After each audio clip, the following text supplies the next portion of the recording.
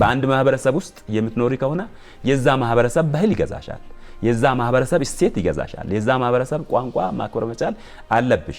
ፌዴራሊዝምን አልቀበልም ብለ አንድ ቋንቋ አንድ ማንነት አሃዳዊ የምንለውን ሐሳብ መጫን ግን አትችልም። በሀገራችን በፌዴራሊዝም በሚመለከት ብዙ ችግሮች አሉ። አሁን የተሰመሩት ክልሎች ለአስተዳደራዊ እንጂ ለብሔር ማንነት መለያያ እና መጣያ አይደሉም የሚል ዜና አለ። ጠቅላይ ሚኒስትሩን በተደጋጋሚ ይሄንን ያነሳል። በህገ መንግስቱ ላይ የክልሎች ህገ መንግስት እኮ የፌዴራሉን ህገ መንግስት መነሻ አድርጎ ነው ዲዛይን መደረግ ያለበት። በተደጋጋሚ አትዋጉ፣ አትጣሉ፣ የተካለለው ክልል እኮ ለአስተዳደር ነው የምንጠቀመው፣ ለምንድን ነው እናንተ የመለያ መብት የምታደርጉት? በሀገራችን ተጨባጭ ሁኔታም እኮ ያሉ ክልሎች በሙሉ በማንነት ብቻ በአንድ ቋንቋ በአንድ ብሔርም የተያዙ እኮ አይደሉም። ብሔርን ከብሔር የማጋጨት እሳቤ ትርክቶች አንዱ ነው። በኢትዮጵያ ታሪክ ህዝብ ለህዝብ እሳትና ጭድ ሆኖ አያውቅም። እኔ የአንድ ብሔር አባል መሆኔ እንደተጠበቀ ሆኖ የኢትዮጵያዊነት ስሜቴ እየጎለበተ የሚሄድበት ሁኔታ መፈጠር መቻል አለበት።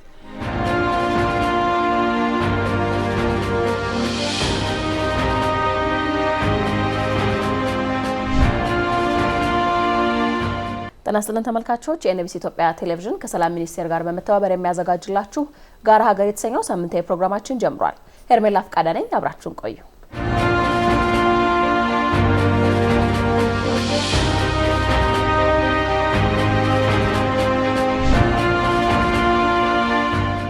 በዛሬው የጋራ ሀገር ፕሮግራማችን ልንወያይበት የወደድነው ርዕሰ ጉዳይ ደግሞ የራስን በራስ የማስተዳደር መብትና የዜጎች የኢኮኖሚ ነጻነት የሚለውን ይሆናል። እንግዲህ አንድ ዜጋ በራሱ ቋንቋና ባህል የመስራት መብቱ እንደተጠበቀ ሆኖ በየትኛውም የሀገሪቷ ክፍሎች የመኖር የመስራትና ሀብት የማፍራት መብት አለው። ይህ መብት እንዴት ይረጋገጣል? በፌዴራሊዝምስ እነዚህ መብቶች እንዴት ዋስትና ይሆናሉ? የሚሉትን ነጥቦች ከባለሙያዎች ጋር ቆይታ የምናደርግ ነው የሚሆነው። እንግዶቼ ታሪኩ ድንበሩ በፌዴራሊዝም ዙሪያ በርካታ ጽሁፎችን ያቀረቡ እንዲሁም ደግሞ የዘርፉ ባለሙያ ናቸው። ዘውዴ ደምሴ ደግሞ በህገ መንግስትና ፌዴራሊዝም አስተምሮ ማዕከል የስልጠና ማስተባበሪያ ዴስክ ኃላፊ ናቸው። ሁለታችሁም እንግዶቼ ጊዜያችሁን ሰጥታችሁኝ ስለመጣችሁ ከልብ አመሰግናለሁ። እኛም በጣም እናመሰግናለን። እንግዲህ ልንወያይበት የመረጥነው ጉዳይ የራስን በራስ የማስተዳደር መብትና የዜጎች ኢኮኖሚ ነጻነት ነው። እንድንወያይ ደግሞ ከመሰረታዊ ሀሳብ ብንነሳ ብዬ አሰብኩ። ራስን በራስ የማስተዳደር መብት በአንድ ክልል ውስጥ የሚኖሩ ዜጎች ቋንቋና ባህልን ለመጠበቅ ትልቅ እድል ቢሰጥም ይህ መብት የእያንዳንዱ ግለሰባዊና ዲሞክራሲያዊ መብቶችን ከማክበር አንጻር እንዴት መታየት አለበት፣ እንዲሁም ደግሞ አንዱ የሌላው ማሟያ የሚሆንበት መንገድ የቱ ነው የሚለውም በማብራራት ብንጀምር። ሙሉ ለሙሉ ሀሳቡን ስናየው በፌዴራሊዝም ጽንሰ ሀሳብ ላይ የሚወድቅ ነው። የፌዴራሊዝም ጽንሰ ሀሳብ ደግሞ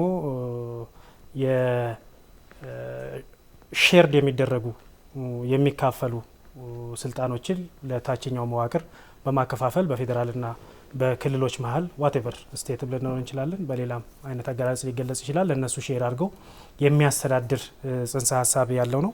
ከዛ ውስጥ ራስን በራስ ማስተዳደር የሚለው ደግሞ ቦልድሊ የሚነሳ ነጥብ ነው።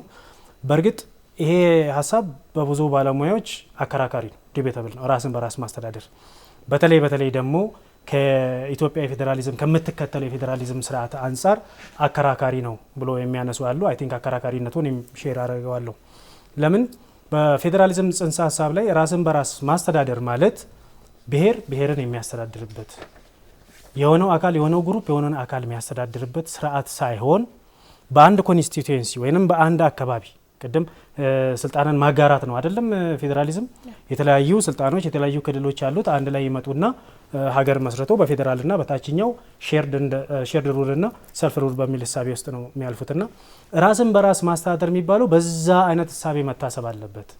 ለምሳሌ እኔ የአዲስ አበባ ወይንም የሆነ አካባቢ ነዋሪ ከሆንኩኝ እዛ አካባቢ ላይ ራሴን በራሴ ማስተዳደር የመምረጥ የመመረጥ ፖለቲካሊም ኢኮኖሚያሊም ማህበራዊም የመወሰን መብቱ ሲሰጠኝ ማለት ነው የሚል ነው ጽንሰ ሀሳቡ።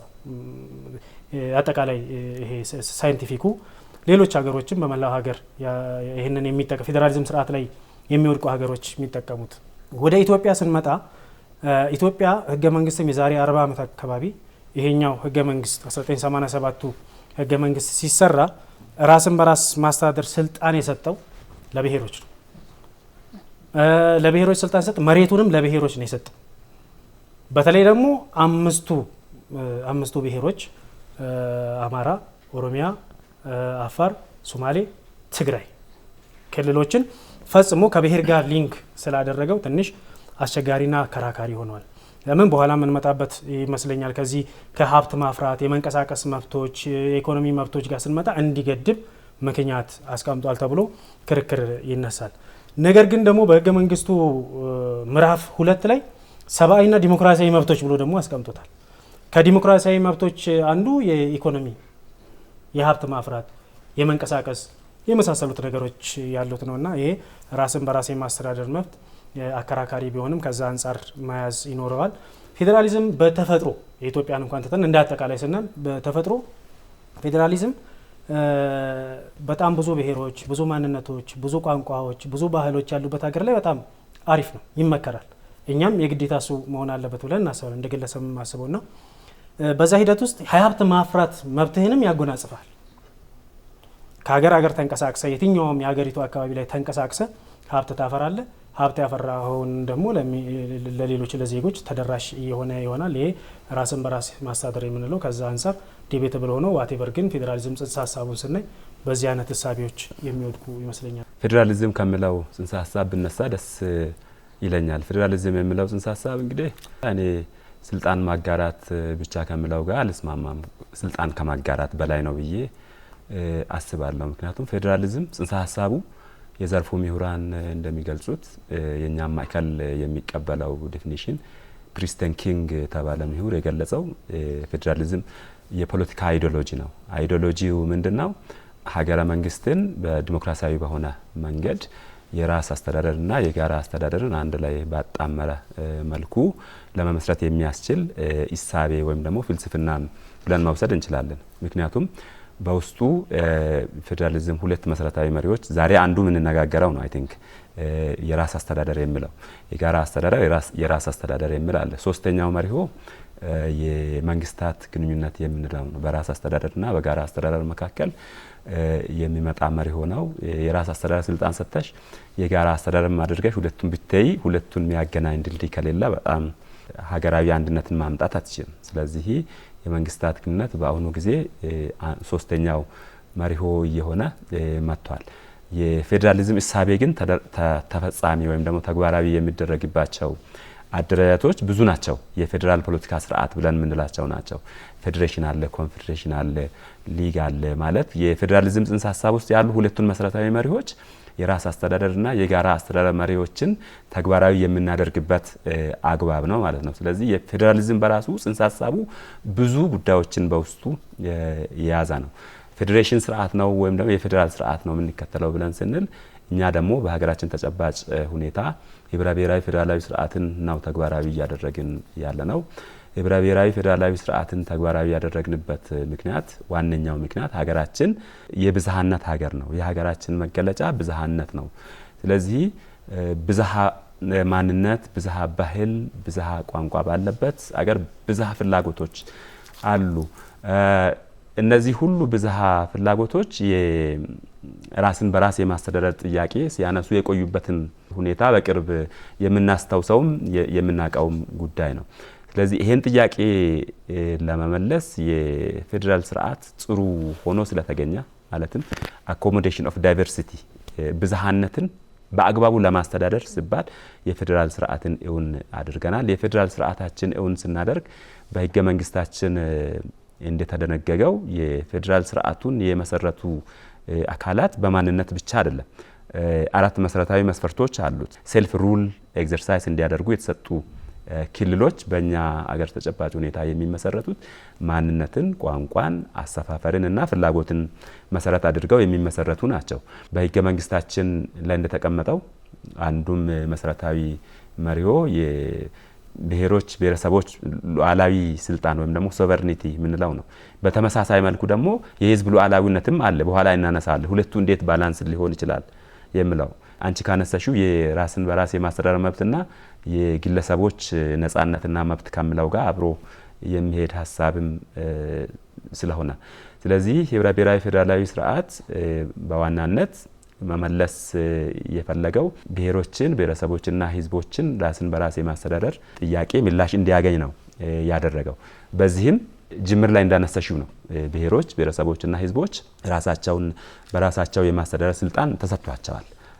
ባህላቸውን ቋንቋቸውን የማሳደግ አካባቢያቸውን የማስተዳደር ስልጣን ተሰጥቷቸዋል። ህብረ ብሔራዊ ፌዴራላዊ ስርዓት ስንል እንግዲህ የራስ አስተዳደር ነው አይደል? የራስ አስተዳደር መቼም መሬቱን ከልክለሽ ወይ ደግሞ የሆነ ህዝቡን የሆነ ቦታ አድርገሽ ምናምን አስተዳደር ወይም ደግሞ ይሄን ስልጣን ሰጥቻለሁ ማለት አይቻልም። ስልጣኑን ስትሰጪ መሬቱንም አካባቢውንም አቅርቦቱንም ሁሉ አንድ ላይ ነው ማስተዳደር የሚችለው። ከዚህ አንፃር ስታይ የሀገራችን ህብረ ብሔራዊ ፌዴራላዊ ስርዓት አንድ ደረጃ ከፍ ብሎ የሄደ ነው ብዬ አስባለሁ። እንግዲህ የቡድን መብቶች የብሔር ብሔረሰቦችና ህዝቦች መብቶችና የግለሰቦች ነጻነት እና የግለሰቦች መብቶችን በሚመለከት የመጠን እንደሆነ እኔ ማስበው ግለሰቦች የሚገኙት በማህበረሰብ ወይም በብሔር ውስጥ ናቸው ብዬ አስባለሁ። ብሔር እኮ የሚመሰረተው እንግዲህ በአየር ላይ አይደለም። ብሔር ውስጥ ማንነቶች አሉ። የማንነቶች መነሻዎች ደግሞ ግለሰቦች ናቸው። ግለሰቦች በተለያየ ደረጃ ግንኙነቶችን ያደርጋሉ።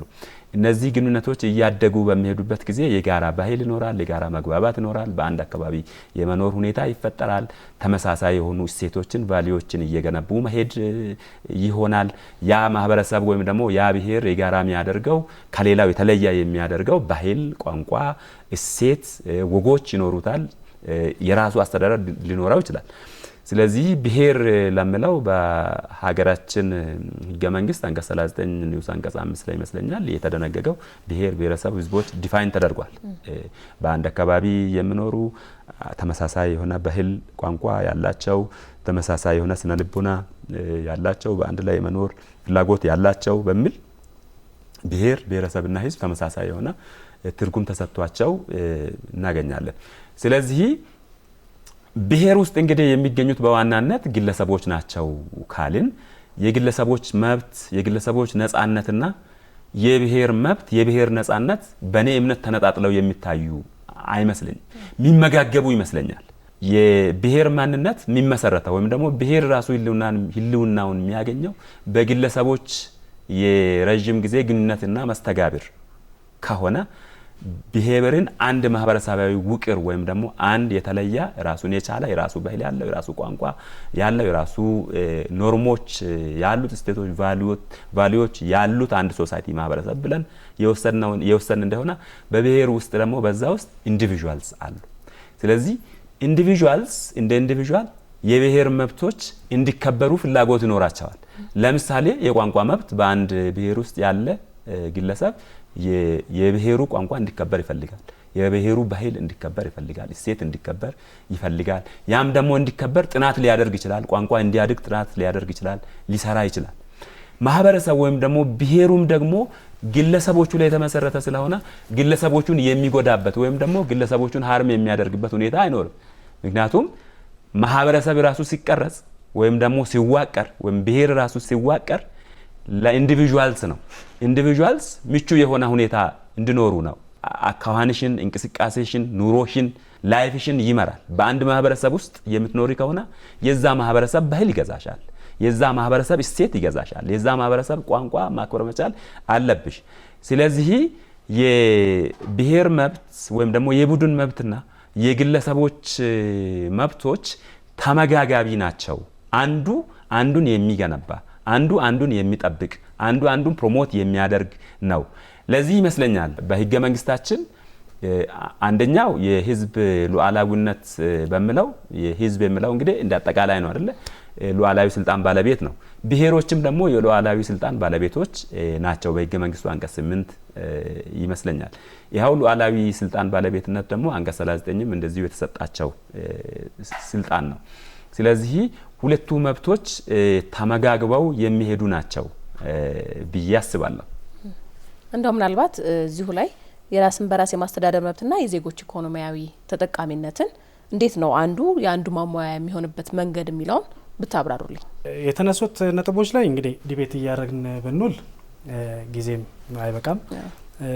ዲቤቱ በዚህ ቤት ብቻ አይደለም፣ በመላው ሀገሪቱ ያለ ዲቤት ነው። የኢትዮጵያ የፌዴራሊዝም ስርዓት አንቀጽ 8 አንቀጽ 39 የሀገር ባለቤትነት፣ የቡድን መብት፣ የግለሰብ መብት የምናምን የምንላቸው ልዩነቶች አሉ። እኔ ለምሳሌ እንደ ብሔር እንድታወቅ አልፈልግም። እኔ እንደ ዜጋ እንድታወቅ ነው የምፈልገው። ይሄ ማለት ብሔር የለኝም ማለት አይደለም፣ ማንነት የለኝም ማለት አይደለም፣ ባህሎች፣ ቋንቋዎች፣ እሴቶች የሉኝም ማለት አይደለም። በዛ ግን ወደፊት መጥቼ አድቫንቴጅ ላገኝበት አይገባም። ያንን የምንከባከብበት ልንከባከብ የሚችልበት ስርዓት በፌዴራሊዝም ስርዓት ውስጥ ሊኖረኝ ይገባል። ነገር ግን አንቀጽ 8 ላይ ክልል የተቀመጠው የሀገር ባለቤትነት የኢትዮጵያ ብሔር ብሔረሰቦችና ህዝቦች ይላል። ኢት ሚንስ የግለሰብ መብቶችን ዲኔ ያደርጋል። በጣም አከራካሪ ነው። ፌዴራሊዝም ስርዓቱ ላይ የተለያዩ ጉዳዮች ይነሳሉ። የአንድነታችን ወይም ደግሞ የልዩነታችን ሁለቱም ላይ ሀሳብ የሚያነሱ ሰዎች አሉና ያን ሀሳብ አሳርቀን የምናስታርቀው አክቹሊ እንደዛ ነው። እኔ መሆንም ያለበት እያስታረቅን እያስማማን which one is የዛሬ 30 40 ዓመት ይሄ ህገ መንግስት ሲሰራ ይሄ የፖለቲካ ስርዓት ፌዴራሊዝም ሲሰራ እኮ አሁን እኔ ያለሁበት ንሳቤ ላይ ሆን ይችላል። እዛን ጊዜ የነበሩ ሀገራዊም ሆነ ዓለም አቀፋዊ ኩነቶች አሉ ነው። አሁን ግን ለምሳሌ ምን አይነት ጦርነቶች ናቸው አሁን የተከናወኑ ያሉት ሀገራችን? በህዝቦች መሀል ላይ ምን አይነት ችግሮች ናቸው የተፈጠሩ ያሉት? የዛሬ 30 40 ዓመት እኮ ብሔር በብሔር ህዝብ በህዝብ ላይ ክልል የምንለው ከክልል ጋር እንዲህ አይነት ፍሮንት ዋር ተደርጓል። ደም አፋሳሽ ከሰገሌው ጦርነት ከሚባለው ከዛሬ 100 ዓመት ከተከሰተው የሰገሌ ጦርነት በኋላ እኮ እጅግ ደም አፋሳሽ የሚባለው ጦርነት ባለፈው 4-5 ዓመት ያደረግነው የሰሜኑ ጦርነት የሚባለው ይሄ ምንድነው ያመጣብን? እና ምናልባት የፌዴራሊዝም ስርዓት መኖሩ ላይ ግን ተቃርኖ ምንም ለኢትዮጵያ ፌዴራሊዝም ስርዓት አስፈላጊ የህልውና ጉዳይ ነው ብዬ ነው። አህዳዊ ስርዓት የምንባለው ስርዓት ነው። አህዳዊ ማለት መጨፍለቅ አይደለም። አህዳዊ ሴንትራላይዝድ የሆነው አይሆንም። ግን የትኛው ፌዴራሊዝም? አሁን አንድ በጣም ኢንተረስትድ የሆነ ትላንት ወዲያ እንደውም ሳይ ነበርና ኤትኒክ ቤስ ፌዴራሊዝም እንደ ኮንፍሊክት ኢን ኢትዮጵያ የሚል ጥናታዊ ጽሁፋል። አይ ቲንክ ዶክተር በቃሉ አጥናፉ የሚባሉ ሰው ናቸው የጻፉት። ምንድነው እዚህ ውስጥ የከተተን የሚል እና ፌዴራሊዝም ያስፈልጋል። ግን ለምሳሌ 25 አካባቢ የሚሆኑ የዓለም ሀገራት የፌዴራሊዝም ስርዓት ይከተላል። ከዓለም ህዝብ ከብዙ ከ8 ቢሊዮን አካባቢ የዓለም ህዝብ 40% ከበር አድርጎ ይይዛሉ። እነ ጀርመኒ፣ እነ አሜሪካ፣ እነ ናይጄሪያ፣ እነ ስዊዘርላንድ፣ እነ ኢንዲያ፣ ብራዚል ጨምሮ እኛን ጨምረን መልቲኔሽንስ ነው። አሁን እኛ 80 እንላን አይደል? እነ ኢንዲያ እኮ 250 በላይ ናቸው ብሔራቸው። እነ ናይጄሪያ እኮ በጣም ብዙ ናቸው። ሌሎች ብቸኛው ግን ብሔርን ማንነትን ዲፔንድ የሆነ ፌዴራሊዝም የምትከተለው በዓለም ላይ ብቸኛ ኢትዮጵያ ነች። ያ ደግሞ አሁን የምንለው በክልሎች መሀል መጥቀስ ስላልፈለኩ ብዙ መጥቀስ ስለሚቻል ግን መጥቀስ ስላልፈለኩ ጦርነቶች፣ የህዝብ ለህዝብ ግንኙነት እንትን ብሏል። ነገር ግን ፌዴራሊዝምን አልቀበልም ብለህ አንድ ቋንቋ፣ አንድ ማንነት፣ አህዳዊ የምንለውን እሳቤ መጫን ግን አትችልም። ወርድ ጊዜውም አይፈቅድልህ። እኔ መተ ቋንቋዬን፣ ባህሌን፣ እሴቴን የመሳሰሉትን መተ ተጭነኸኝ ልታሳድረኝ አትችልም። ግን የቡድን መብት መቅደሙ ህገ መንግስቱም ደግሞ በጣም ኢንተረስትድ የሆነ ነገር ላንሳልሽ። የክልሎች ህገ መንግስት አሁን ማንም ብዙ ሰው ሪፈር ማያደርገው ልብ ማይለው አንድ ክልሉን አልጠቅሰው አንቀጽ 34 ላይ የክልሉ ህገ መንግስት ላይ ከሌሎች ክልሎች የመጡ ህዝቦች መብት ብሎ ለብቻ አስቀምጦለታል። በሀገሬ በኢትዮጵያ እንደ ዲያስፖራ ነው የምታየው ማለት ነው። የወዛ ክልል ሲሄድ በአንቀጽ 34 በዛ ክልል መሰረት በአንቀጽ 34 ነው የምታየው። ለምን? መጀመሪያ መግቢያ ፕሪያምብሉ ላይ የራሱ ህገ መንግስትና አንቀጽ 8 የክልሉ ህገ መንግስት ላይ የዚህ ክልል ባለቤት ኤኬሌ ብሔር ነው ብሎ ዲፋይን አድርጎታል። የተቀረው ኢትዮጵያስ የቤኒሻንጉል ጉሙዝ ክልል ላይ እንምጣ። ህገ መንግስት 4 ክልሎችን እውቅና ይሰጣል። ይሄ ህገ መንግስት የማንነታቸው መገለጫና የሚወክለው ኤኬሌ ኤኬሌ ኤኬሌ ኤኬሌ ያድርጓል። ዋት ኢዝ ዘ ሬስት? ቤኒሻንጉል እኮ ከአማራ ይዋሰናል፣ ከኦሮሚያ ይዋሰናል፣ ከጋምቤላ ይዋሰናል። በዛ ቴሪቶሪ ውስጥ ብዙ ኢትዮጵያውያን ይኖራሉ። ተመሳሳይ ኦሮሚያም፣ አማራም፣ አፋርም ሌላ የትኛውም አካባቢ ስንል እና ሲስተሙ ምን መሆን አለበት የሚለው ላይ ነው ልዩነት እንጂ ፌዴራሊዝም ግዴታ ነው። መልቲኔሽንስንን ቅድም ወንድሜ በደንብ ሲያነሳው ነበር። የተለያየ ማንነት፣ ቋንቋ፣ ባህል፣ እሴት በዩኔስኮ አስመዝግበን እኮ እኔ እኮ ጨምበላላ እኔ እኮ የግድ ሲዳማ መሆን አይጠበቅብኝም። እሬቻ የኔ ነው፣ ግድ ኦሮሞ አልሆንም። ሻዴ፣ አሸንዳ ባይ ዋቴቨር በኢትዮጵያ ውስጥ ያሉ ባህሎች ማንነት መገለጫዎች የኔ ናቸው። ሀመር ዳሳነች ድረስ የኔ ባህል ነው። ይህንን ሬስፔክት ካላረኩ ግን ያንተ አይደለም የኔ ክሌ ብቻ ነው የሚል ህገ መንግስትና የፌዴራል ስርዓት ከሆነ ከካሚንግ ቱጌዘር ይልቅ ዩጎዝላቪያ አይነት እጣ ይደርሳል። ዩጎስላቪያን ብናጠና አሁን ኢትዮጵያ ውስጥ የሚመስሉ ነገሮች አሉ። ክልሎች በጣም ፈርጣማ ሆኗል። እርግጥ ነው የክልሎች መንግስት ናቸው። የራሳቸው ህገ መንግስት፣ ባንዲራ፣ መዝሙር አላቸው። በምን ስር? በፌዴራሉ መንግስት ስር። ግን ያን ሪቨርስ ነው የሆነው። አሁን አይተሽ ከሆነ መከላከያ በእኛ ክልል ላያልፍ ይችላል የሚል አይነት ሀሳብ ሁሉ እስከ መፈጠር ደርሰዋል። አንዳንድ ክልሎች ላይ በጣም ሄደው እኮ የውጭ ግንኙነት ከጎረቤት ሀገር ከውጭ ጋር ሄደው ሁሉ አሲስቴት ኮሚኒኬት ማድረግ ጀምረዋል። ምን ነው ሲል ህገ መንግስቱ የሰጠ ሉዓላዊነት አንቀጽ 2 ላይ ምናልባት ቃለ ጉባኤ የህገ መንግስት አጣሪ ቃለ ጉባኤ ቢወሰድ አንቀጽ 1 የኢትዮጵያ ሀገረ መንግስት ስያሜ ኢትዮጵያ መባል የለበትም። ኢትዮጵያ የምትባል የለችም። የብሔር ብሔረሰቦች ተረከብነ ብሔር ብሔረሰቦች ማቆም ሲፈልጉ አቆመው ሊበትኗት ይችላሉ ይላል ቃለ ጉባኤያቸው ማንበብ ከተቻለና ይሄ የፌዴራሊዝም ስርዓት ማንነት ላይ ብሔር ላይ ዲፔንድ መሆኑ በ21ኛው ክፍለ ዘመን ይሄ ችግር መፍጠሩን ነው ብለን የምናደርገው እንጂ ለኢትዮጵያ አያስፈልግም ፌዴራሊዝም ካልን የሆነች ነገር ልናደርግ ነው። ኤኒዌይስ ግን የዚህ የክልሎች በኢኮኖሚ መብት የባህል መብቶች ከኢኮኖሚ ጋር መያያዝ አለበት። አሁን የተሰመሩት ክልሎች ለአስተዳደራዊ እንጂ ለብሔር ማንነት መለያያ እና መጣያ አይደሉም የሚል ዜና አለ። ጠቅላይ ሚኒስትሩን በተደጋጋሚ ይሄንን ያነሳሉ። እኛም ያንን ነው የምወስደው።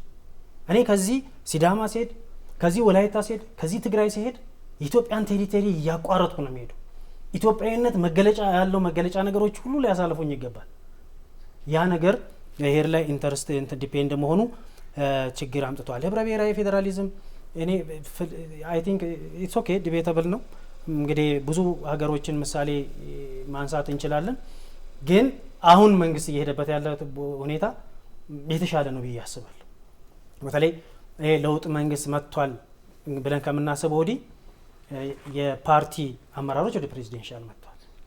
በተደጋጋሚ አትዋጉ፣ አትጣሉ፣ የተካለለው ክልል እኮ ለአስተዳደር ነው የምንጠቀመው፣ ለምንድን ነው እናንተ የመለያ መብት የምታደርጉት እያሉ መንግስትም አሁን እየተናገረ ነው። ኢትስ ሚንስ ገብቶታል ማለት ነው። የሆነ ካልኩሌሽን ቀመር ሚስ እንደተደረገ ገብቶታል ማለት ነው። ባህል እኔ በባህል ላይ ብዙ ሰርቻለሁ። እዚህ በቋንቋ በባህል ላይ መልቲሊንጓል ነኝ። 3 ምናምን አካባቢ ቋንቋ እናገራለሁ። በጣም ደስ እያለኝ ነው የምናገረው። ቋንቋ መናገር ብቻ ሳይሆን ባህሎቹንም አውቃቸዋለሁ። እኔ በገዳ ስርዓት በሚተዳደርበት አካባቢ ተወልጄ ነው ያደግኩት። ተዳኝቼም አውቃለሁ። አርዳ ተብሎ አርዳ ጅላ ተብሎ ቁጭ ብዬ ተዳኝቼ አውቃለሁ። ዲሞክራሲ ዓለም ሳያውቅ በፊት እናውቅ ነበር። ይሄንን ላጠፋው አልችልም። ባይሆን በመዋቅር እንዲመጣ ነው ማደርገው፣ እንዲለመልም ኢትዮጵያ እንድድንበት። እዛ ውስጥ ምንድን ያለው መብት ብቻ አይደለም፣ ከሰብአዊና ዲሞክራሲያዊ መብቶች ባሻገር የኢኮኖሚ መብቶች አሉ። እኔ ሌላ ቦታ ላይ ሀብት ማፍራት፣ መንቀሳቀስ የመሰሉ ነገሮች የፌዴራሊዝም ስርዓት አስተምሮ ፌዴራሊዝም ፊሎሶፊ በደንብ ይፈቅዳል። ያንን ነገሮች ወደ ኢትዮጵያ መጥቶ ኢምፕሊመንት መሬት ላይ መደረግ አለበት። ይሄ ከኔ ክልል ተወላጅ አይደለም፣ አንተ ከኔ ክልል አይደለህም ውጣልኝ የሚለው እሳቤ ቀርቶ ባህሎች መታቀፍ አለባቸው። ማንነቶች መንከባከብ አለብን።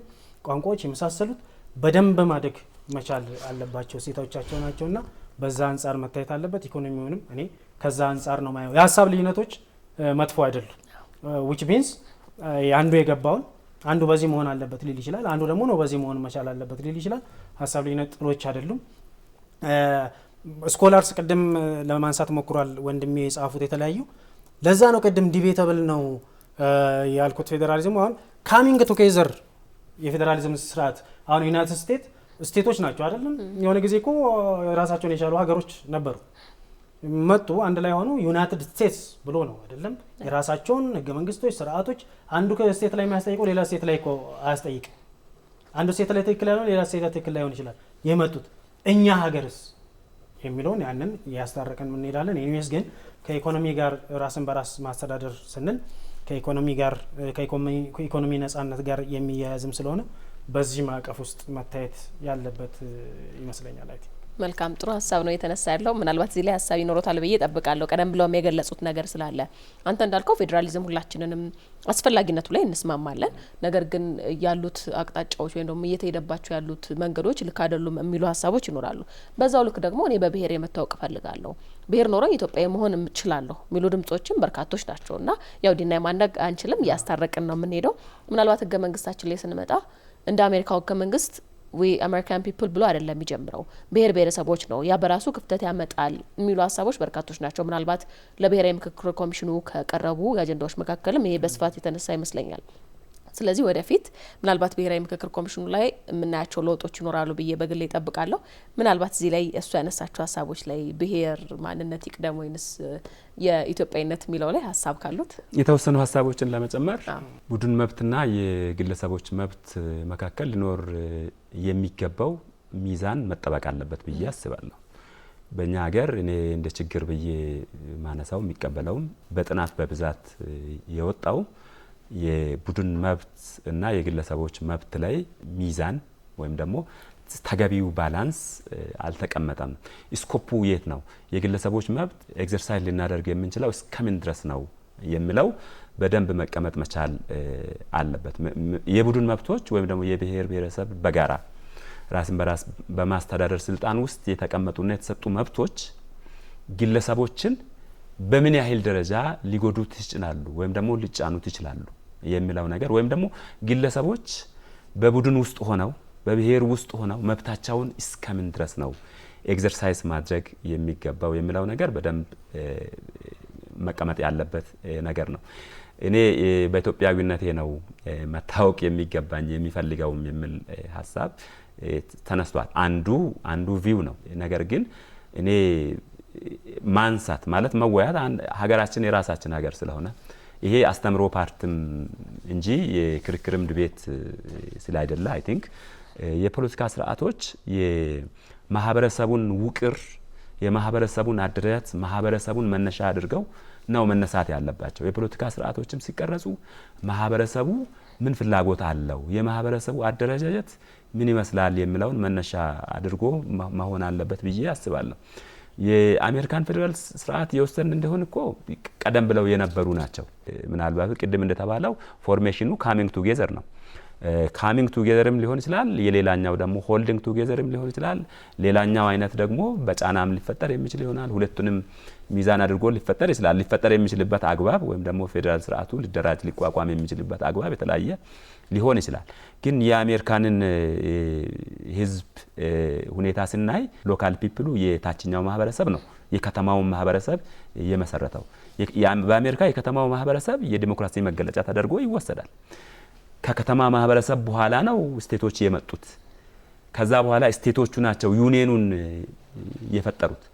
ስለዚህ አሜሪካ ደግሞ የሚናገሩት አንድ ቋንቋ ነው፣ እንግሊዝኛ ነው።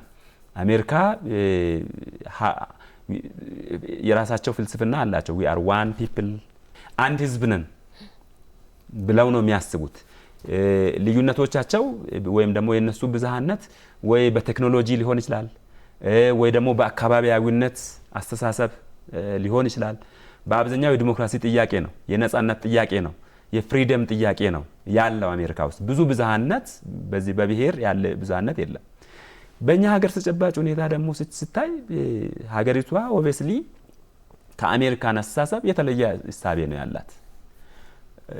በጣም ብዙ ባህሎች አሉን፣ በጣም ብዙ ብሔሮች አሉን። እያንዳንዱ ብሔር ደግሞ የራሱ የሚለውን ህይወት ወይም ደግሞ ካልቸር ገንብቷል። ለምሳሌ የሲዳማን ብሔር ካልቸሩን ከሌላኛው በተለየ መልኩ ወይም ደግሞ ለይተች የሚታይበት ክሊር የሆነ ነገር አለ። ሲዳማ የሚኖርበት አካባቢ አለ፣ የራሱ ባህል የራሱ እሴት አለው። ራሱን በራሱ የመሰረት ስልጣንም ተሰጥቶታል። ስለዚህ የሲዳማ ባህል የኢትዮጵያ ባህል ሊሆን ይችላል። የኢትዮጵያ ባህል የዓለም አቀፍ ባህልም ሊሆን ይችላል። ተመዝግቧልማ ፊቼ ጨንበለላ ዓለም አቀፍም ነው። ምክንያቱም በዩኔስኮ የተመዘገበም ስለሆነ የሀገራችንም የሁላችንም ነው። እንደዛ የሆነ ግን ሀገራዊ ማንነት እየተገነባ የዛሬ ውይይታችን አይደለም እንጂ ችግርም አንዱም ሌላ ችግር በሀገራችን ፌደራላዊ ስርዓት የብሔር ማንነትና ሀገራዊ ማንነት መካከል ያለው ሚዛኑን የጠበቀ አለመሆኑ ነው። የብሔር ማንነት ብዙ ስለተሰራበት ቀደም ብሎ የብሔር ጥያቄም ስለነበረ ባህሎቻቸውን ቋንቋቸውን ከማሳደግ ራሳቸውን ከማስተዳደር አንጻር ጎላ ብለው ስለሄዱ ሀገራዊ ማንነቱ ላይ ችግር ደርሷል። ስለዚህ ሀገራዊ ማንነቱን ደግሞ አሁን ለማቅናት ብዙ ስራዎች እየተሰሩ ነው። እንደውም አሁን ያለውን ሁኔታ ማመስገን ያለብን ይመስለኛል። እኔ ፕራይም ሚኒስተር ዶክተር አብይ የብሔራዊነት ትርክት በሚል ሀገራዊ አንድነትን ህብረ ብሔራዊ አንድነትን ማጠናከር መቻል አለብን። እኛ እንደ አስተምሮ ማዕከል እንደ ፌዴራሊዝም ባለሙያዎች በብሔር ማንነትና በሀገራዊ ማንነት መካከል ያለው ሚዛን መስተካከል አለበት ብለን እናስባለን። ምክንያቱም የጋራ አስተዳደር የራስ አስተዳደሩን እንዳይጨፈልቀው ወደ ድሮ አህዳዊነት እንዳንሄድ ወይም ደግሞ የራስ አስተዳደርም ደግሞ ሄዶ የጋራ አስተዳደሩን እንዳይጫነው ሁለቱ መካከል ግን ተገቢው የሆነ ሚዛን መፈጠር እንዳለበት እናስባለን። በእርግጥ በሀገራችን በፌዴራሊዝም በሚመለከት ብዙ ችግሮች አሉ። ምሁራንም እንደሚሉት እኮ የኛ ሀገር እኮ ፌዴሬሽን ዊዛውት ፌዴራሊዝም ነው የሚባለው። ምክንያቱም ፌዴራሊዝሙ ላይ በቂ የሆነ ግንዛቤ ሊፈጠር ይገባል።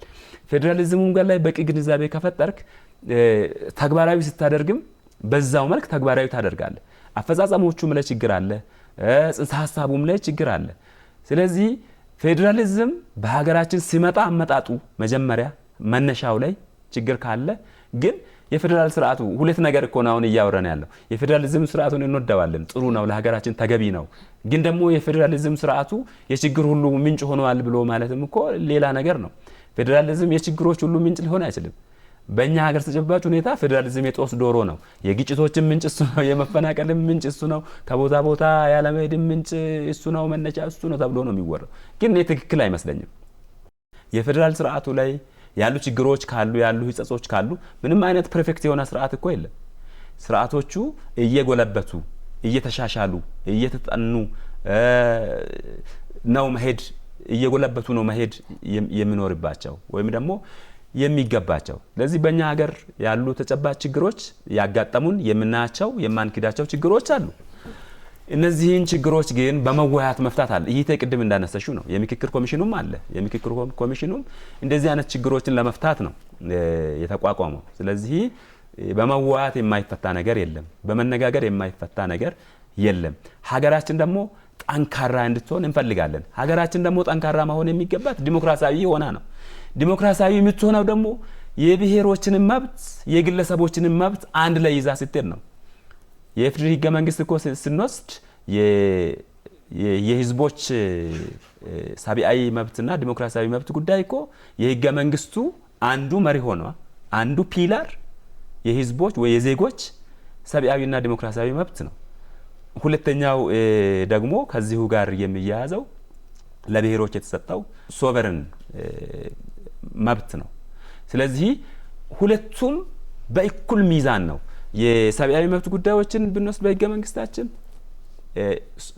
ሶስተኛው ቻፕተር የህገ መንግስቱ ወይም ደግሞ የአጠቃላይ የህገ መንግስቱ አንቀጾች 1/3 የሚሆነው ለሰብአዊ መብት እውቅና የሚሰጡ ናቸው።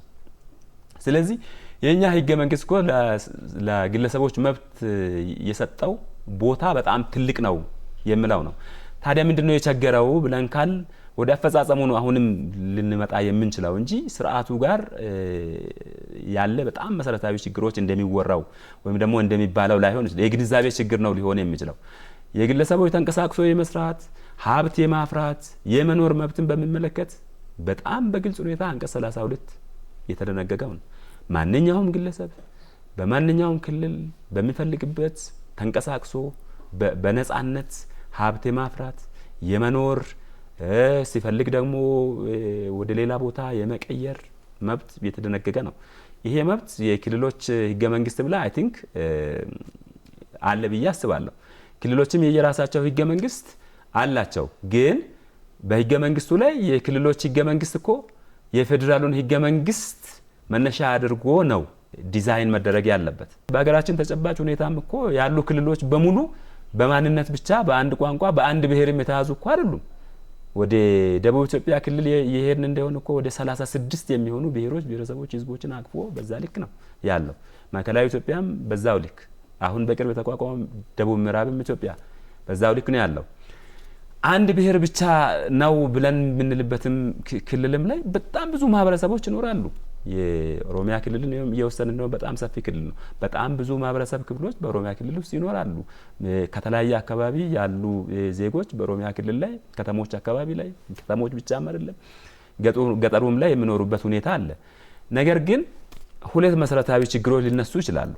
በአንድ በኩል ቅድም አንቺ ያነሳሽው በየትኛው በኩል እንደሆነ ባላይም የግለሰቦች መብትን በሚመለከት የአንድ ብሔር መንበር ሆነሽ የዛ ብሔር ባህል አክብረሽ ካልተንቀሳቀስሽ ቋንቋውን እሴቱን አክብረሽ ካልተንቀሳቀስሽ ጫና ሊፈጥርብሽ ይችላል። ይሄ ምናልባት እኔ አሁን ቅድም ወንድሜ እንዳለው በኢትዮጵያዊ ማንነቴ ከታወቅኩኝ የኦሮሚያውንም የስዳማውንም የሌላውንም ማንነት እኔ ማንነቱን ቢኖረኝ ምንም አያረገኝም ብሏል። ማለትም እንደ ዜግነት ማለት ነው። ዜግነትን ግን ማት የሚገባን እኔ ከብሔር ጋር አብረን ነው። የብሔር ማንነትና የዜግነት ማንነት አሁንም ተደጋጋፊ ናቸው ብዬ ነው ማስበው። ተደጋግፈው መሄዳል። ብሔር ያላቸው ሰዎች አሉ። ብዙ ብሔር ብዝሃ ብሔር አለን። እነዛ ብሔር ደግሞ ኢትዮጵያ የምትባል ሀገር መስርተዋል። የኢትዮጵያ ማንነት አላቸው። ስለዚህ የኢትዮጵያ ማንነቴ አለ። አሁን እንደውም ጥሩ ነው። ወቅቱ ጥሩ ነው። ጊዜው ጥሩ ነው። ዲጂታላይዜሽን ነው። ፋይዳ አይዲ አለ። የኢትዮጵያዊነት አይዲ አለ።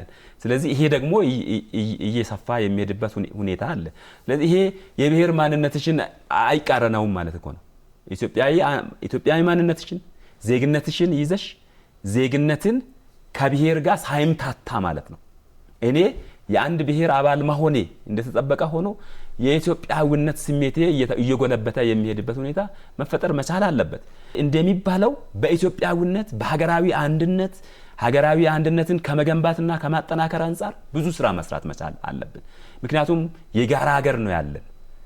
የጋራ ሀገራችንን በጋራ መገንባት አለብን። የጋራ ሀገራችን ደግሞ በጋራ የምንገነባው በጋራ ፍላጎት ነው፣ በመወያያት ነው። በኃይል ልንገነባ አንችልም። በሌላም አይነት ሁኔታ ልንገነባ አንችልም። የጋራ ትርክቶችን በመፍጠር ነው። የጋራ የሚያደርጉ ጉዳዮችን በማበረካት ነው። የጋራ ተጠቃሚነትን በማስፋት ነው። ስለዚህ በሀገራችን የጋራ ጉዳዮቻችንን እያሰፋን የክልሎችን ወይም ደግሞ የብሔሮችን መብት ራሳቸውን በራሳቸው የማስተዳደር መብቶቻቸውን እያከበርን ሁለቱም ደግሞ ሳይጣረሱ አንዱ የበላይ ሳይሆን አንዱ የበታች ሳይሆን በጋራ የሚኖርበትን አገር መፍጠር ያስፈልጋል። ለዚህ ነው የፌዴራል ስርዓት ውስብስብና በጣም አስቸጋሪ ነው የሚባለው። የጋራ አንድነትን ከመገንባት አንፃር የአንዱን መብት እየደፈጠጥሽ ሌላውን ደግሞ አገራዊ አንድነትን አመጣለሁ ብትይ ቅድም አንቺ እንዳልሽው ባይቀበለውሳ አይሆንም ብልሳ አሁንም እኮ ወደ ግጭት ነው። ወደ ኋላ እኮ ተመልሰን ነው እየሄድን ያለ ነው። ቀድሞ ወደ ነበረው ተመልሰን ነው እየሄድን ያለ ነው። ይሄ ሊሆን አይገባም። በሌላ መልኩም ደግሞ የኛን ፌዴራላዊ ስርዓት ኢትኒክ ፌዴራሊዝም ነው ብሎ ማሳነስም ተገቢ አይደለም። ምክንያቱም የህብረ ብሔራዊ ፌዴራላዊ ስርዓት ወይ ማልቲ ካልቸራል ወይ ማልቲናሽናል ፌዴራል ሲስተም የሚከተሉ ብዙ ሀገራት አሉ። ካናዳንም ብንወስድ ኪዩቤክ አለች አይደለ? ኪዩቤክ እኮ የተመሰረተችው የፈረንሳይ ተናጋሪዎችን ማንነት መሰረት በማድረግ ነው። እንደውም በጣም ብዙ ውዝግቦች ቅድም ካልችው ከኢኮኖሚያዊ መብቶች ጋር ብዙ ውዝግቦች ነበሯቸው። ኪዩቤክ የሆነ ጽሁፍ ሳነብ በአንድ ወቅት ላይ ቢዝነሳቸውን የዛ ኪዩቤክ ውስጥ የሚኖሩ ነጋዴዎች በፈረንሳይኛ ቋንቋ መናገርና መሸጥ ካልቻሉ መሸጥ ሁሉ አይችሉም የሚል ህግ ወጥቶ በጣም ውዝግብ ነበር። ስለዚህ ይሄ ሊስተካከል የሚቻለው በመነጋገር ነው። አክቹአሊ ግለሰቦቹን ክልሉ የሚያወጣው ወይም ደግሞ ሴልፍ ሩል ኤክሰርሳይዝ እንዲያደርግ የተሰጠው አካል የሚያወጣው ህግ በምን ያህል ነው ሊጫነው የሚችለው እና የሚጫነው እስከሆነ ደግሞ የጋራ ሀገር ለመገንባት የጋራ ሀገር ለመፍጠር ምን ያህል ስፔስ መስጠት መቻል አለብን። ስኮፑ ምን ያህል መሆን አለበት? ግለሰቦች ስኮፓቸው ፍሪደማቸውን ኤክሰርሳይዝ የሚያደርጉት እስከምንድን ነው የሚለው መቀመጥ መቻል አለበት። ይሄ በተለያዩ ምሳሌዎች ልንወስድ እንችላለን። ለምሳሌ የሪሊጅን መብት የጋራ የቡድን መብት ነው አይደለ? የግለሰቦች መብት ደግሞ አለ። ሪሊጅንስ ወይም ደግሞ የሃይማኖት መብት ላይ በተለይም የአደባባይ በዓል በሚሆንበት ጊዜ መንገዶች ይዘጋሉ። መንገዶች ሲዘጉ የተወሰኑ ግለሰቦችም ሊጉላሉ ይችላሉ አይደለ? ተጉላሉ ማለት በነፃነት የመሄድ መብታቸው በተወሰነ መልኩ ምን ሆነዋል ማለት ነው? ተገድበዋል ማለት ነው። ስለዚህ ይሄ ደግሞ ግለሰቡን የበለጠም የማይጎዳው ከሆነ ይሄ መሆኑ የቡድን መብቱ ደግሞ መከበሩ መንጸባረቁ ምንም ችግር የለውም። ተቻችለው መኖር ይችላሉ፣ ተከባብረው መኖር ይችላሉ። ግን በቡድን መብቶችና በግለሰቦች መብት መካከል የሚኖረው ስኮፕ በአግባቡ መለያት መቻል አለበት የሚለውን ሐሳብ ለማንሳት ነው። እንግዲህ እኔ በአብዛኛው በእኛ ሀገር ህብረ ብሔራዊ ፌዴራላዊ ስርዓት ላይ ያለው ችግር አንድም የግንዛቤ ሁለትም ደግሞ የአፈጻጸም ችግሮች ናቸው። የግንዛቤ ችግሮችን እያሰፋን የአፈጻጸም ችግሮችን እያረምን እያስተካከልን ከሄድን ወደፊት ጠንካራ ህብረ ብሔራዊ ፌዴራላዊ ስርዓትን መገንባት እንችላለን የሚል ሀሳብ አንሳት እንፈልገው። ጥሩ ሀሳቦች ነው እያነሳን ያለ ነው። በፌዴራሊዝም ስርዓት ውስጥ ስላለው የዜጎች ነጻነት ወይም ደግሞ ራስን በራስ ከማስተዳደር መብት ጋር ሳይጋጭና የግጭት መንስኤ ሳይሆን በተግባር እንዴት ሊተረጎም ይችላል፣ እንዴትስ መተርጎም አለበት የሚለው ላይ ሀሳባችንን ብናነሳ ፌዴራሊዝም ስርዓቱ ሲደነገግ ወይም ሲሰራ የዛሬ 30 ዓመት እንደውም እኮ በፓርቲ ሲስተም ደረጃ እኮ አውራ ፓርቲ ዋና ዋና ፓርቲዎችና አጋር ተብሎ ደግሞ እንደ አጋር ጀስ ምንም አይነት ሚና የሌላቸው ወይ ቢኖራቸው ሚናቸው በጣም የተገደበ የሚመስል ፓርቲ ስርዓቶች የነበሩበት የመሳሳይ ድምጽ እንትን ራሱ የፌዴሬሽኑ አካል ሆነ በድምጽም እኩል ማትልበት ማትወከልበት ወይንም ደግሞ ቢያንስ በህዝብ ብዛትና በምትናገረው ቋንቋ መወከል ሲገባ ብዙ ነገሮች ሚሳብ የህብረ ብሔራዊ ፌዴራሊዝም ከረንትሊ እየመጣ ህብረ ብሔራዊነትን እናበረታታለን። እኔ በደንብ አክሰፕት የሚያደርገው ነው። ልዩነት የሌለኝ አስቀድመን ዜግነትን አስቀድመን ስንመጣ የተቀረውን መስማት ማየት አንፈልግም ማለት አይደል። መጨፍለቅ ካደረግ ባይ ዲፎልት እኮ ዜጋን ጨፈለክ ማለት ነው። ሚዛን ማስጠበቅ በጣም ኢንተረስትድ የሆነች ጽሁፍ በ1970ዎቹ መጨረሻ ላይ በጣም የተማሪዎች አመጽ የዚህ የብሔር ጥያቄ የመሬት ላራሹ ጥያቄ የነበረበት እና መልስ በተወሰነ ደረጃ አግኝቶ ኢትዮጵያዊ ማን ነው የሚባል በጣም ዲቤት በነበረ ጊዜ ባሮ ቱምሳ የሚባል ጻፊ የሚገርም ጽሁፍ ያኔ ጽፎ ነበር። ባሮ ቱምሳ 1970ዎቹ መጨረሻ ዲሰንትራላይዜሽን እንደ ኔሽን ቢልዲንግ ኢን ኢትዮጵያ የምትል የፌዴራሊዝም ስርዓታችን ምን መሆን አለበት በኢትዮጵያ ቅድም ባላንስ ማስጠበቅ የሚል መልቲኔሽንን የተለያዩ ቋንቋዎች፣ ባህሎች፣ ማንነቶች ያሉበት ሀገር ነች። ያንን ሳንጨፈልቅ ሳናሳጣ ዲሴንትራላይዝ ስንል ራስን በራስ ማስተዳደር ቅድም ስናነሳቸው የነበረው እንዴት ነው ራስን በራስ የሚያስተዳድረው በብሔር ነው ወይስ በአካባቢ ነው? ቅድም ስናነሳቸው በነበረው ሆኖ ኔሽን ቢልዲንግ ቅድም ትርክትም ሲነሳ ስለነበር ሜቢ ፌዴራሊዝም ስርዓቱ አስፈላጊ ነው ካልን ትርክቶች ያስፈልጉናል ማለት ነው። የመጣው ትርክት አሁን ምንድን ነው? የሆነ ጊዜ ምን ሲባል ነበር? ኤኬሌና ኤኬሌ እሳትና ጭድ አይደሉ እንዴ ከመቼው ጀምሮ አብሮ ተሰለፉ እስከመባል ደርሷል። ይሄ እኮ የዚህ ቅድም የምንላቸው ብሔርን ከብሔር የማጋጨት እሳቤ ትርክቶች አንዱ ነው። በኢትዮጵያ ታሪክ ህዝብ ለህዝብ እሳትና ጭድ ሆኖ አያውቅም። የአድዋ ድል እንግዲህ ስንት ጄኔሬሽን ወደኋላ ይሄድ ከከፋ ከወላይታ ከጥግ ኢትዮጵያ ተነስቶ ወረኢሉ ገብቶ አድዋ የዘመተው ከ3000 ኪሎ ሜትር በላይ የሄደው ኢትዮጵያዊ ነኝ ብሎ ስላሰበ ነው። ሀገሬ ተደፍሯል ስለ በትግራይ ጫፍ ነው አይደለም በኤርትራ ጫፍ ነው የተነካ ነው አይደል? አይ እኔ አልተነካውም ለምን አላለ? በካዲፍ እስማኤል ባሻ በግብጽ አዝማችነት የአባይን መፍለቂያ ያቆጣጠራለሁ ብሎ በሁለት ግንባር ሲገጥመን እኮ የአዳል ሱልጣኔቶች አይደሉም እንዴ አፋር ላይ ካዲፍን ቀልተው የመለሱት? ችግር ነበራቸው እኮ ከማዕከላዊ መንግስት እኮ ጥያቄ ነበራቸው። በተመሳሳይ ዶጋሊ ላይም ትግራይ ላይም ያደረግናቸው እንትኖች ኢትዮጵያዊነት ዛሬ ቀደም እንላቸው ችግሮች ስለመጡ ሳይ ቀድሞም ስነልቦ ነው። አንድ አድዋ ስንዘምት እኮ እዛ ተዘመተ አይደል? ማን ነው አዲስ አበባ ማዕከላዊ መንግስት የንጉሱን ወንበር ሲጠብቅ የነበረው? አንተ እዛ ልታስከብር ሄደ እዚህ ሀገር ውስጥ ችግር እንዳይፈታ ሲጠብቁ የነበሩት እኮ ነጋኪ ሰርቼው ናቸው ከፋ እና አባጂፋር ናቸው እኮ። በሁለተኛው የኢጣሊያ ወረራ ጊዜ እኮ ጣሊያን እየገፋ ወደ ማዕከል ሲመጣ ሰነዶችና የሀገር ሀብቶችን እንዳያገኝ እኮ ወደ ኢሉ አባቦራ እኮ ነው የተሸኘው አይደለም እንዴ? ሰነዶች ወደ ጎሬ ወደ ወለጋ እስሚንስ ይሄንናል ቦንድ ያለን ማህበረሰቦች እኛ ኢትዮጵያኖች አሁን ቀደም ያልኩትም ሲስተም ባላንስ ጠብቆ ያለ መሄድ የግለሰብ መብቶችን በመርሳት ግለሰቦችን በቡድን ብቻ ማዕከል አድርጎ በፊት ከለርና በስምህ ብቻ ካታጎሪ አድርጎ መብቶችን መስጠትና መንፈግ በአንድ ሀገር ውስጥ 2-3 ህገ መንግስቶች ቀደም ኦሬዲ ሳይንቲፊኩን ወንድማችን አንስቶታል። ህገ መንግስቱ ክሊርሊ እኮ ዓለም አቀፍ ህጎችንና ደንቦችን እናከብራለን ብሎ አስቀምጧል። ሰብአዊ ዲሞክራሲያዊ መብቶች ብሏል። ከዚህ ህገ መንግስት ጋር የሚጋጭ የትኛውም ህግ ውድቅ ነው ብሏል። ኢምፕራክቲካል ነው ችግር ይገጥማል። ኢምፕራክቲካል ነው። አነ በእኔ እምነት ህገ መንግስቱ ዛሬውኑ ተቀዶ ይበታተን አዲስ ህገ መንግስት ይምጣ ብዬ ማሰብ አይደለም። ጥቂት ማሻሻያዎች ተደርገውበት ተሰርተው ቅድም ያልኩ ከፕሪያምብሉ አንስቶ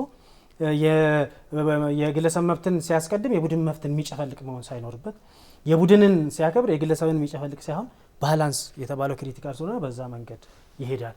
በዛ መንገድ ሲሄድ ቅድም ያልናቸው ከቦታ ቦታ የመዘዋወር ሀብት የማፍራት አሁን መፈናቀል እንደው አይ ቲንክ እንግዲህ ዳታ ብዙ ጊዜ እኛ ያልሰራ ነው ዳታ ማመን ከባድ ቢሆንም በኢንተርናል ዲስፕሌስመንት በውስጣዊ መፈናቀል ኢትዮጵያ የሆነ ጊዜ ላይ ከነ ሶሪያ ሁላ በልጣ አንደኛ ሆና ነበር። የዛሬ 6 ዓመት ምናምን አካባቢ ትዝ የሚላችሁ ከሆነ የተለያዩ ቦታዎች መፈናቀል እዚሁ ራሱ አዲስ አበባ ዙሪያም ብዙ ችግሮች የመሳሰሉ ነገሮች ነበሩ። እነሱ ችግሮችም የፖለቲካ ስርዓታችን ፌዴራሊዝምን ሙሉ ለሙሉ ቆሻሻ ነው እኮ አይደል። አተገባበራችን ሚስቴክ አለ። አተገባበራችን የዛሬ 30 ዓመት ሲንጀምሮ የነበረ ሜንታሊቲ ያለ አሁን ዓለም የደረሰበትና መሆን ያለበት ሳይንቲፊክ ባላንስ መስራት አለብን። ሶ ፕራክቲካሊ ስንሄድ ችግር ገጥሞናል። ቁጭ ብለን መወያየት አለብን። ቅድም እኮ ብያለሁ። በጣም ዲሞክራሲ ከውጭ አምጥተን ከምናወራው ይልቅ ሀገር ውስጥ ወደ ውስጥ ብናይ ስለ የጆጋ ውራጌ የችግር አፈታት ስርዓት ብናይ የችግሮች እንደሚፈቱ ብናይ ወደ ማዕከላዊ ኢትዮጵያ ብንሄድ የሚገራርሙ ባህሎች የችግር መፍቻ ባህሎች አሉ። ግን ወደ ውጪ ስላየን የውጪ ብቻ መፍትሄ አድርገን ስላሰብን ነውና ከዛ አንጻሮች መታየት አለበት። ይሄ ሲሆን አሁን ከቦታ ቦታ የተዘዋወረ የኢትዮጵያ ዜጋ አልሰራም የሚል እምነት የለኝም። የትኛውም ቦታ ላይ አሁን ብንሄድ በወርቅ በማዕድን ማውጣት በንግድ ሲጀምር እዚሁ ሀገር ተወልዶ እዚሁ አድገው እዚሁ ሀብት አፍርቶ እዚሁ የሞተ ኢትዮጵያ ይኖራል ብዬ አላስብም። ጥቂት ካልሆነ ሙሉ ለሙሉ ባይሆንም ጥቂት። አብዛኛው ከቦታ ቦታ አምሰን ነው። እኔ እኮ አዲስ አበባ ተወላጅ አይደለም። በሆነ ዞሬ ነው የመጣሁት። የሆነ ጊዜ ጅማ ልኖር ይችላለሁ። ቀጣይ ሜጢ ጋምቤላ ሊሄድ ይችላል። አፋር ሶማሌ ሊሄድ ይችላል። ግን ይሄ ስጋት ሊሆንብኝ አይገባም። አሁን እሰጋለሁ። ቀደም ያልኩት የአካባቢው ህገ መንግስቶችና የአካባቢው ስትራክቸሩ ቅድሚያ ለባለቤቱ ለአካባቢ ተወላጅ ወይ ቋንቋ ተናጋሪ ለዛ ብሄር ስለሚሰጥ የሀብት ማፍራት ቦታ ቦታ መንቀሳቀስ ዲሞክራሲያዊ መብትና ሰብአዊ መብትን እስከ መገደብ ይደርሳሉ። ምሳሌ ማላነሳው ትርክት የኔጌቲቭ ትርክት አካል መሆን ስለፈልኩ ነው እንጂ ብዙ ምሳሌዎች አሉ። እነሱ አሁን ቀደም ስንለው እንደነበረ መንግስት አውቆታል። ስለዚህ ባላንስ መጠበቅ አለ። ለዛ ነው የህብረ ብሔራዊ ፌዴራሊዝም ምሳቤ የመጣው። ለዛ ባላንስ ጠብቆ መሄድ አለባቸው። ሌላው የሀብት የመሬት ባለቤትነት ከሀብት ጋር ስለሚገናኝ የመሬት ባለቤትነትን ህገ መንግስቱ የብሔርና የመንግስት ነው ይላል። ስለዚህ የሆነ ቴሪቶሪ ላይ ያለ ማህበረሰብ የዛ መሬት ባለቤት ነው። ስለዚህ የሆነ አካል ደግሞ ከዚህ ክሮስ አድርጎ እዛ መሬት ላይ ሲገባ መኖር ምናምን ያልናቸው ኢትስ ኦኬ አንቀጽ ሆነ እናስገባላለን። በዛ አንቀጽ ትዳኛለህ። ቅድም ያልኩት ከሌላ ክልል የመጣ ተብሎ ይታያል። ግን ሀብት ቢያፈራም ደግሞ በሆነ ጊዜ ላይ የሚደርስበት ጫና በዚህ አሰራር የሚደርስበት ጫና ይኖራል። ሶ ምን መሆን አለበት? ሀብቶች መከፋፈል አለባቸው። በተለይ መሬት የግለሰብ የወልና የመንግስት ሆኖ መቀመጥ አለበት ብዬ አስባለሁ። ያኔ የግለሰብ የሚሆነው የራስሽ የምትይዥው ለምሳሌ ይሄ ስቱዲዮ ባለቤትነት ምን አለው የመሸጥ የመለወጥና መሰል ነገሮች። የወል ደግሞ አለ አደባባዮች፣ ሌሎች የመሳሰሉት በግለሰቦችና በሌሎች ያልተያዙ በወል የምንጠቀምበት ነገሮች አሉ። በመንግስት መያዝ ደግሞ አለባቸው አሉ እንደ ማዕድን የተለያዩ የማንም ያልሆኑ ብዙ ሰፋፊ መሬቶች ሰዎች ያልያዙት የማይኖርበት አመቺ ያልሆነ ማዕድኖችና ሌላ ያሉበት በዛ አይነት መካሄድ አለበት። ግን ለብሔር ብለን ስንሰጥ መጀመሪያ ወንድሜም ቅድም ሲያብራራው ነበር ብሔር ማለት ማን ነው የሚለውን ህገ መንግስቱ ያስቀምጠዋል። ቋንቋ፣ የራሱ ማንነት፣ ቴሪቶሪ ዋቴቨር እያለ የሚሄዳል። እዛ ውስጥ ማይኖር ነገሮች ስለሚኖሩ ያንንም ሙሉ ለሙሉ ሳይሰርዝ ባላንስ አድርጎ የፌዴራሊዝም ስርዓታችን መሄድ አለበት። ያኔ ነው የሀብት ማፍራት። እኔ በጣም ትዝ የሚለኝ በ2009 አካባቢ ይመስለኛልና ሶማሌ ክልል ሁጎ የሚባል እንቅስቃሴ የወጣቶች እንቅስቃሴ የተጀመረና እዛ አካባቢ የሚኖሩ የሌላ ማህበረሰብ ሰዎች መጠቃት ጀመሩ። ሲጠቁ ሀብት ንብረታቸው ሜቢ ከአብዲ ኢሌ ጋር የተያዘው ማለት ነው። ኬዞን በደንብ ስለምታውቁት ብዬ በጣም ብዙ ፍልሰት ከሶማሌ ክልል ወደ ኦሮሚያ ሆኗል። ሲፈልሱ ህንፃዎቻቸውን ሀብታቸውን ምናቸውን ጥለው ነው የፈለሱት። ምናልባት አሁን ወደ ቱሉ ዲምቱ ስትወጡ በቆርቆሮ ቤት የሚታዩ ያሉ ያኔ ሰፋ ከዛ መቶ ተፈናቅለው የሰፈሩ ነውና ያ ምንድነው ሲባል ያ ክልሉ ህገ መንግስት የሚያውቀው ለዛ አካባቢ ሪኮግኒሽን ሌላው አይሆን። በተቃራኒ ደግሞ እኛ አካባቢ የነበሩ ሶማሌዎች በሰላም ይኖራል። ይሄ ግጭት የማን ነው? የህዝብ ለህዝብ አይደለም፣ የፖለቲካ ግጭት የቡድን ግጭት ነው ማለት ነውና ቢያንስ ንብረትን ሀብት ንብረትን ሪኮግኒሽን ሊሰጥ የሚገባ ማፍራት መንቀሳቀስ የምትችልበት ሁኔታ አሁንም ሙሉ ለሙሉ ተገድቧል የሚል እምነት የለኝም። ግን ስጋት አለውና ሌሎች አካባቢ እኔ አሁን መንግስት ታክቲካሊ ወይም የሆነ የመንግስት አካል ያፈናቅላል የሚል እምነት የለኝም። እዚህ አትኖርም አንተ እንትና ክልል ነው የሚባል አይደለም። የዛሬ 7 ዓመት እኮ ከኤርትራ ጋር በነበረን እርቅ እኮ ኤርትራኖች ሲመለሱ የዛሬ 20-30 ዓመት የነበራቸው ቤት እኮ ሲሰጣቸው ነበር አይደል? በአደራ አስቀምጦ ኢትዮጵያዊነት የዛን ያህል ስነ ልቦና ያለው ግን የፖለቲካ መጠቀሚያና የፖለቲካ ቡድን የውጭም የውስጥም ሊሆን የሚችል አካሎች ይሄንን የህገ መንግስት ቅድም ያልናቸውንና ፌዴራሊዝም ስርዓት ቀዳዳ አለ ብለው የሚያስቡትን እየተጠቀሙ ኢትዮጵያውያኖችን ማፈናቀልና ማባላት የሚችሉበት ስርዓት እየደፈን እየተነጋገር ቅድም በጣም ጥሩ ኢሹ ተነስቷል። እኛም ነጥብ ሰጥተናል። ሀገራዊ ምክክር በጽኑ ከምፈልገው ነገሮች ውስጥ አንዱ ግለሰብ እኔ ነኝ። ሀገራዊ ምክክር 100% ችግሬን ባይፈታልኝ 25% የኢትዮጵያን ችግር ከፈታ ራሱ በቂ ስለሆነ እኚህ ነገሮች በዛን መንገድ እየሄዱ ወደ ተሻለች ሀገር ግንባታ ነው የምንሄደው። አሁን እኮ አይደለም ለመበታተን ያለ አግባብ የተወሰዱብን ቦታዎች አሉ። ከኢትዮጵያ ያለ አግባብ ኢትዮጵያ ህዝብ ሳይፈልግ ያም ህዝብ ሳይወስን ያለ አግባብ የተወሰደብን መሬት አለ፣ ቦታ አለ፣ አካባቢ አለ። ስለዚህ እናስመልሳለን እያልን ነው። እነዛ ነገሮችንም እያሰብን ቅድም ወደ ካሚንግ ቱጌዘር እየመጣን ነውና ፌዴራሊዝም ስርዓታችን ከሀብት ከቦታ ቦታ መንቀሳቀስ ከዛ አንጻር ባላንስ አድርጎ መስራት እና እንደዛ አድርጎ መሄድ አለበት ብዬ ያስባለሁ።